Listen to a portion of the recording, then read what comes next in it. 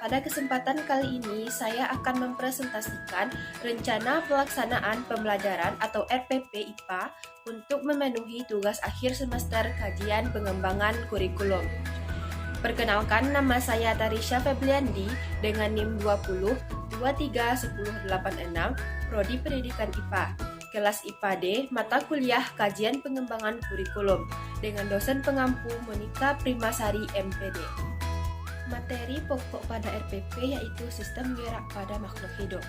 Kelas 8 semester 1, KD 31, menganalisis gerak pada makhluk hidup, gerak pada manusia, dan upaya menjaga kesehatan sistem gerak.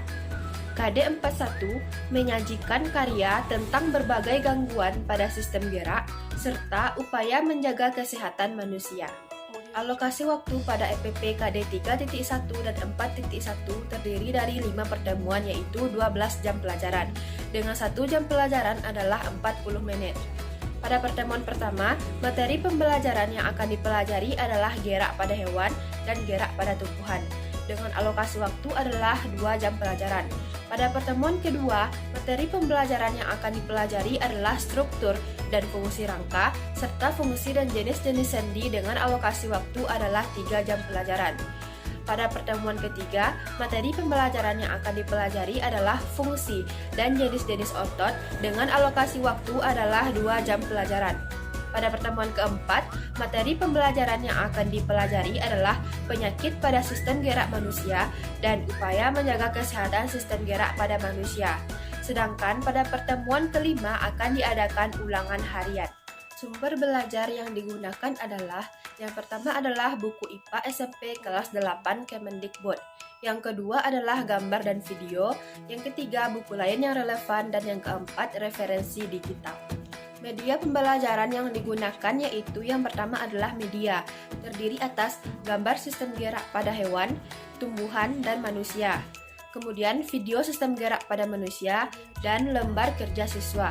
Sedangkan alat dan bahannya terdiri atas laptop dan infocus, papan tulis, alat dan buku tulis, serta slide presentasi. Pendekatan yang digunakan adalah saintifik, yaitu menggunakan kaidah keilmuan yang memuat serangkaian aktivitas pengumpulan data melalui observasi, mengamati, menanya, mengolah informasi atau data, kemudian mengkomunikasikan. Tujuan pendekatan saintifik dalam pembelajaran antara lain untuk meningkatkan kemampuan berpikir peserta didik, membentuk kemampuan dalam menyelesaikan masalah secara sistematik, menciptakan kondisi pembelajaran supaya peserta didik merasa bahwa belajar merupakan suatu kebutuhan, serta melatih peserta didik dalam mengemukakan ide-ide. Kemudian meningkatkan hasil belajar peserta didik dan mengembangkan karakter peserta didik. Metode yang digunakan adalah diskusi dan ceramah. Pada metode ceramah dilakukan dengan menyajikan pelajaran melalui penuturan secara lisan atau penjelasan langsung kepada sekelompok peserta didik.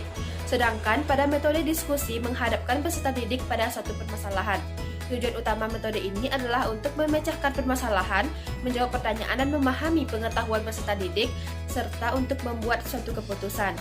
Model yang digunakan adalah discovery learning. Discovery learning menjadi model pembelajaran yang menekankan pada proses pembelajaran yang berpusat pada peserta didik dan pengalaman belajar secara aktif. Dalam proses pembelajarannya diberikan tugas dan melakukan diskusi tanya jawab. Model pembelajaran discovery learning diterapkan dalam proses pembelajaran dengan tujuan agar para siswa dapat dengan baik memahami materi yang dipelajari dengan cara menerjemahkan ke dalam bahasa yang lebih mudah dimengerti oleh mereka. Untuk pertemuan 1 KD 3.1 indikatornya yaitu menjelaskan pengertian sistem gerak pada makhluk hidup, menjelaskan 3 jenis sistem gerak pada hewan, dan menjelaskan 3 jenis sistem gerak pada tumbuhan. Sedangkan tujuan pembelajarannya yaitu yang pertama peserta didik dapat menjelaskan pengertian sistem gerak pada makhluk hidup melalui gambar dan studi pustaka dengan benar. Yang kedua, peserta didik dapat menjelaskan 3 jenis sistem gerak pada hewan melalui studi pustaka dengan benar. Kemudian, peserta didik dapat menjelaskan 3 jenis sistem gerak pada tumbuhan melalui studi pustaka dengan tepat. Untuk pertemuan kedua, indikatornya yaitu menjelaskan struktur dan fungsi rangka pada manusia, mengidentifikasi jenis tulang penyusun sistem gerak pada manusia, membedakan karakteristik tulang rawan dan tulang keras, menjelaskan fungsi sendi pada manusia. membedakan macam-macam sendi berdasarkan sifat dan arah geraknya pada manusia. Sedangkan tujuan pembelajarannya yaitu peserta didik dapat menjelaskan struktur dan fungsi rangka pada manusia melalui pengamatan gambar dan studi pustaka dengan benar. Kemudian peserta didik dapat mengidentifikasikan jenis tulang penyusun sistem gerak pada manusia melalui pengamatan gambar dan studi pustaka dengan tepat. Peserta didik dapat membedakan karakteristik tulang rawan dan tulang keras melalui pengamatan video dan studi pustaka dengan benar. Peserta didik dapat menjelaskan fungsi sendi pada manusia setelah melihat video dengan tepat. Peserta didik dapat membedakan macam-macam sendi berdasarkan sifat dan arah geraknya pada manusia melalui gambar dan studi pustaka dengan benar. Untuk pertemuan yang ketiga, indikatornya yaitu menjelaskan fungsi otot pada manusia, membandingkan mekanisme cara kerja otot lurik, otot polos, dan otot jantung pada manusia. Sedangkan tujuan pembelajarannya yaitu peserta didik dapat menjelaskan fungsi otot pada manusia melalui studi pustaka dengan tepat. Kemudian, peserta didik dapat membandingkan mekanisme cara kerja otot lurik, otot polos, dan otot jantung pada manusia setelah melihat video dengan benar. Untuk pertemuan yang keempat, indikatornya yaitu mengemukakan 4 jenis kelainan atau penyakit yang terjadi pada sistem gerak manusia, menjelaskan upaya menjaga kesehatan sistem gerak pada manusia.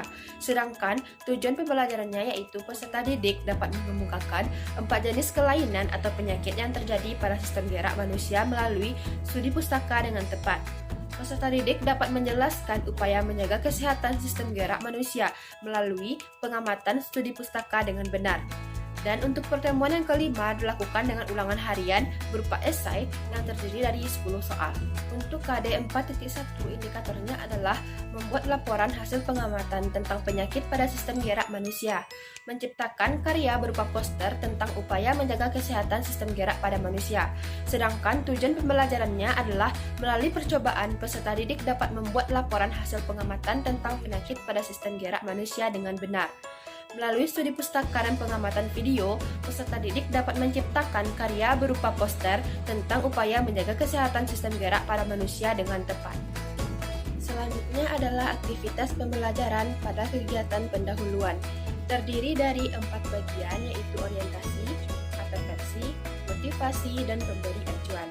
Untuk bagian orientasi dilakukan dengan cara 1, guru memasuki kelas dengan mengucapkan salam dan menanyakan kabar siswa. Salah satu contohnya yaitu pada pertemuan 2, Assalamualaikum warahmatullahi wabarakatuh. Selamat pagi anak-anak semua, bagaimana kabarnya hari ini? Yang kedua, guru meminta salah satu siswa untuk memimpin doa sebelum memulai pelajaran. Yang ketiga, menyiapkan fisik dan psikis peserta didik dalam mengawali kegiatan pembelajaran. Yang keempat, memeriksa kehadiran peserta didik sebagai sikap disiplin. Contohnya yaitu, Ibu akan cek kehadiran kalian dulu ya. Mohon suaranya dikecilkan agar kedengaran saat Ibu memanggil nama Ananda. Bagi yang namanya terpanggil, mohon acungkan tangannya. Untuk bagian persepsi dilakukan dengan cara mengajukan pertanyaan yang ada kaitannya dengan pelajaran yang dilakukan. Salah satu contohnya yaitu pada pertemuan 1, materi sistem gerak pada hewan dan tumbuhan sebagai berikut. Ananda semua, apakah kalian di rumah punya hewan peliharaan? Perkiraan jawabannya adalah punya, Bu. Apakah hewan tersebut berjalan mendekati kalian saat kalian memegang makanan? Perkiraan jawabannya adalah iya, Bu. Nah, apakah kalian tahu bagaimana hewan tersebut bisa bergerak? Perkiraan jawabannya adalah tidak, Bu. Untuk bagian motivasi dilakukan dengan cara memberikan gambaran, kalimat, dan pertanyaan agar peserta didik termotivasi untuk mempelajarinya. Salah satu contohnya yaitu pada pertemuan 4, materi gangguan pada sistem gerak sebagai berikut. Pernahkah Ananda melihat orang memakai kursi roda? Nah, salah satu penyebab orang memakai kursi roda karena orang tersebut mengalami fraktura atau patah tulang pada bagian kakinya tersebut, sehingga tidak dapat berjalan ataupun berlari dengan normal. Agar Ananda mengetahui penyebab lebih lanjutnya, mari kita bahas pada pertemuan sekarang, yaitu gangguan atau penyakit pada sistem gerak dan upaya menjaga kesehatan sistem gerak. Untuk bagian pemberi acuan dilakukan dengan memberitahukan materi dan tujuan pembelajaran. Salah satu contohnya pada pertemuan 3 tentang otot sebagai berikut. Pada pertemuan hari ini, kita akan membahas sistem gerak pada manusia yaitu tentang otot. Tujuan pembelajaran kita pada saat ini yaitu Ananda bisa menjelaskan fungsi, jenis, dan mekanisme kerja otot. Untuk itu, Ibu akan menjelaskan terlebih dahulu. Selanjutnya yaitu aktivitas pembelajaran pada kegiatan inti, terdiri dari kegiatan literasi, critical thinking, collaboration, communication.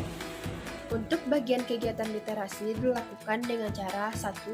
Melihat dengan menayangkan gambar yang berkaitan dengan materi pada pertemuan tersebut. Seperti, baiklah Ananda semua, coba perhatikan gambar yang Ibu tampilkan. Yang kedua, mengamati dengan memberikan contoh materi untuk dapat dikembangkan peserta didik dari media interaktif. Yang ketiga, membaca. Kegiatan literasi ini dilakukan di rumah ataupun di sekolah dengan membaca materi dari buku paket atau buku-buku penunjang lain ataupun dari internet. Yang keempat, menulis. Seperti, dari apa yang Ananda semua baca pada buku paket halaman 4, coba tulis kesimpulannya yang Ananda baca tersebut menggunakan bahasa Ananda sendiri, kemudian salin di buku catatan masing-masing. Yang kelima, mendengar. Pemberian materi oleh guru. Untuk critical thinking dilakukan dengan cara mengajukan pertanyaan seperti, dari gambar yang Ibu sajikan, siapa yang bisa mengidentifikasi permasalahan yang ada, yang tidak dipahami dari apa yang diamati atau pertanyaan untuk mendapatkan informasi tambahan tentang apa yang diamati, atau dimulai dari pertanyaan yang faktual sampai ke pertanyaan yang bersifat hipotetik. Untuk mengembangkan kreativitas, rasa ingin tahu, kemampuan merumuskan pertanyaan untuk membentuk pikiran kritis. Sedangkan untuk bagian collaboration dilakukan dengan cara 1. Mendiskusikan. Peserta didik dan guru secara bersama-sama membahas contoh dalam buku paket mengenai materi pada pertemuan tersebut. Seperti, untuk kegiatan diskusi, Ibu akan membagi Ananda semua dalam beberapa kelompok. Ibu ingin setiap kelompoknya mengidentifikasi dan memahami materi otot. Ananda bisa berpedoman pada buku paket. Kemudian yang kedua adalah mengumpulkan informasi dengan cara mencatat semua informasi tentang materi yang telah diperoleh pada buku catatan masing-masing. Yang ketiga adalah mempresentasikan ulang. Peserta didik mempresentasikan materi dengan rasa percaya diri sesuai dengan pemahamannya masing-masing. Yang keempat, saling bertukar informasi yang ditanggapi aktif oleh peserta didik dari kelompok lain sehingga diperoleh sebuah pengetahuan baru yang dapat dijadikan sebagai bahan diskusi kelompok tersebut. Untuk bagian communication dilakukan dengan cara menyampaikan hasil dan mengemukakan pendapat. Ini dilakukan pada saat diskusi. Selanjutnya adalah aktivitas pembelajaran pada kegiatan penutup, yaitu review pelajaran dan mendengarkan arahan dari guru. Untuk mereview pelajaran dilakukan dengan cara memberikan pertanyaan untuk mengulang dan mengumpulkan atau menyimpulkan materi yang dipelajari pada pertemuan tersebut. Seperti pada pertemuan ketiga, yaitu, baiklah, apakah Ananda semua sudah paham terkait materi otot? Apa saja jenis otot dan bagaimana cara kerja otot tersebut? Kemudian untuk bagian mendengarkan arahan guru dilakukan dengan cara mengumpulkan hasil diskusi, memberi penghargaan, dan pemberitahuan materi untuk pertemuan selanjutnya. Seperti pada pertemuan 2 yaitu, kumpulkan hasil diskusi pada tiap kelompok di meja Ibu ya. Jangan lupa dicantumkan nama kelompok dan nama setiap anggota kelompoknya. Bagi kelompok yang tampil maksimal, Ibu akan memberikan hadiah. Baiklah, apakah Ananda semua sudah paham terkait materi rangka dan sendi? Apa saja struktur tulang? Bagaimana pergerakan dari setiap sendi? Untuk pelajaran minggu depan, kita akan membahas materi tentang otot ya. Jadi, untuk Ananda semua jangan lupa pahami materi tersebut di rumah terlebih dahulu. Sampai jumpa pada pertemuan selanjutnya. Wassalamualaikum warahmatullahi wabarakatuh. Selanjutnya adalah penilaian. Penilaian terbagi atas 3 yaitu sikap, pengetahuan, dan keterampilan. Untuk bagian sikap, penilaian yang dilakukan adalah melalui 1. Jurnal harian, 2. Lembar penilaian diri dengan disediakan beberapa pertanyaan. Kemudian aspek yang dinilai adalah rasa ingin tahu, jujur, disiplin, dan rasa syukur. Untuk penilaian pengetahuan dilakukan dengan ulangan harian pada pertemuan 5. Dengan bentuk soal adalah esai dan jumlah soal adalah 10 buah. Kemudian, untuk penilaian keterampilan dilakukan melalui 1. Penilaian proyek. Aspek yang dinilai adalah perencanaan, pelaksanaan, dan hasil dari proyek tersebut. Yang kedua adalah penilaian diskusi. Aspek yang dinilai adalah penguasaan materi diskusi, kemampuan menjawab pertanyaan, kemampuan mengolah kata, dan kemampuan menyelesaikan masalah. Bagi peserta didik yang belum mencapai kriteria ketuntasan minimal atau KKM, maka diberikan pelajaran tambahan terhadap materi yang belum tuntas tersebut. Kemudian, dilakukan tes kembali dengan soal yang berbeda. Sedangkan pada peserta didik yang melakukan pengayaan, guru memberikan nasihat agar tetap rendah hati karena telah mencapai KKM serta memberikan tugas tambahan. Baiklah, hanya itu yang dapat saya sampaikan. Terima kasih kepada Ibu Monika Primasari telah membimbing pembuatan RPP saya. Untuk segala kekurangan dan kesalahan, saya mohon maaf. Saya sudahi dengan wassalamualaikum warahmatullahi wabarakatuh.